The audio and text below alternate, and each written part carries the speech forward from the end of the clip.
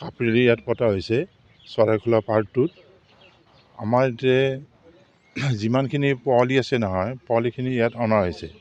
এই পোৱালিখিনি আমাৰ ইয়াতে আনি আমি চিলেকশ্যন কৰিম, মানে আমি গ্ৰেডেশ্যন কৰিম, মানে ফাৰ্ষ্ট ছেকেণ্ড থাৰ্ড দিয়া হ'ব। আৰু যিখিনি পোৱালি বেছি আছে নহয়, সেইখিনি পোৱালিক আমি মানে কনচলেটেড প্ৰাইজ দিয়া হ'ব। আৰু বাকী আমাৰ পোৱালিখিনি যে আনিছে, পোৱালিখিনিক আমি কেনেকৈ তাক চাইণ্টিফিকেলি পালন কৰিব লাগে বা কম ঠাইতে কেনেকুৱাকৈ ৰাখি সিহঁতক ডাঙৰ দীঘল কৰি সিহঁতৰ পৰা গৰম হ'লে আমি বৰ্ণসংকৰ পদ্ধতিত সিহঁতক বেজী দি, গতিকে সিহঁতৰ পৰা কেনেকৈ গাখীৰ বেছিকৈ উৎপাদন কৰিব লাগে আমি সেই সজাগতা সভাত আমি সিহঁতক বুজাই দিয়া হৈছে। আমি তেওঁলোকক আৰু কোৱা হৈছে যে যদি আমাৰ পোৱালিবিলাকক আমি বৈজ্ঞানিক পদ্ধতিৰে গোহালিত ৰাখি সিহঁতক ভাল খাদ্য, কেঁচা ঘাঁহ খুৱাব পাৰোঁ, গতিকে পোৱালিবিলাক আমাৰ 15ৰ পৰা 24 মাহৰ ভিতৰত প্ৰথম গৰমত আহিব। আৰু গৰম আহিলে আমি আমাৰ ডাক্তৰখিনি বা আমাৰ যিখিনি ক্ষেত্ৰ সহায়ক আছে তেওঁলোকে জানিব যে আমি কোনটো গৰুক কি বেজী দিব লাগিব। আমাৰ লোকেল গৰুবিলাকক আমি জাৰ্চি বেজী দিব লাগিব।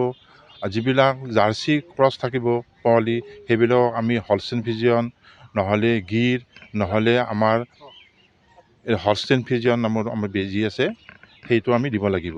গতিকে সেইবিলাক যেতিয়া ডাঙৰ হ'ব, ডাঙৰ হ'লে সিহঁতক আকৌ যেতিয়া বেজী দিয়া হ'ব, সিহঁতৰ পৰা গাখীৰ আমি মোটামুটি 7ৰ পৰা 10 লিটাৰ গাখীৰ পোৱা যাব। আমাৰ লোকেল গৰুৰ পৰা যিটো পোৱালি হ'ব, সেইটো যেতিয়া গৰম হ'ব, সিহঁতক যেতিয়া বেজী দিয়া হ'ব, সিহঁতৰ পৰা আমাৰ 3 লিটাৰৰ পৰা 5 লিটাৰ গাখীৰ পোৱা হয়।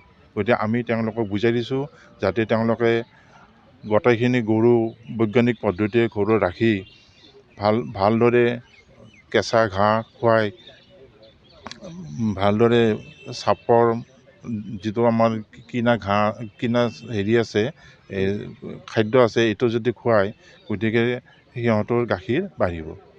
আক্ৰান্তৰ ক্ষেত্ৰত আমি সিহঁতক পেলুৰ ঔষধ খুৱাব লাগিবই। তাৰোপৰি আমাৰ টাইম আমি সিহঁতক ভেকচিন দিম, যেনে সিহঁতক BQSS ভেকচিন দিম, আমি চবকাৰ FMD ভেকচিন দিম। আৰু পোৱালিবিলাক যেতিয়া 8 মাহৰ পৰা 15 মাহমান হ'ব, সিহঁতক আমি বুচেলিয়াছিছ ভেকচিন দিম।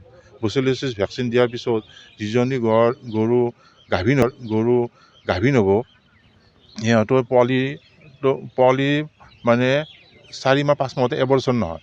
গতিকে সেইকাৰণে সিহঁতক আমি বুচেলিয়াছিছ ভেকচিন দিব। আৰু এইবিলাক আমি চৰকাৰৰ পৰা বিনামূলীয়াকৈ দিয়া হয়।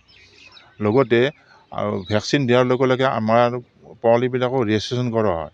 পোৱালিকে নহয়, গাইবিলাককো ৰেজিষ্ট্ৰেশ্যন কৰা হয়। আজিকালি ৰেজিষ্ট্ৰেশ্যন কৰাটো চৰকাৰৰ নিয়ম হৈছে।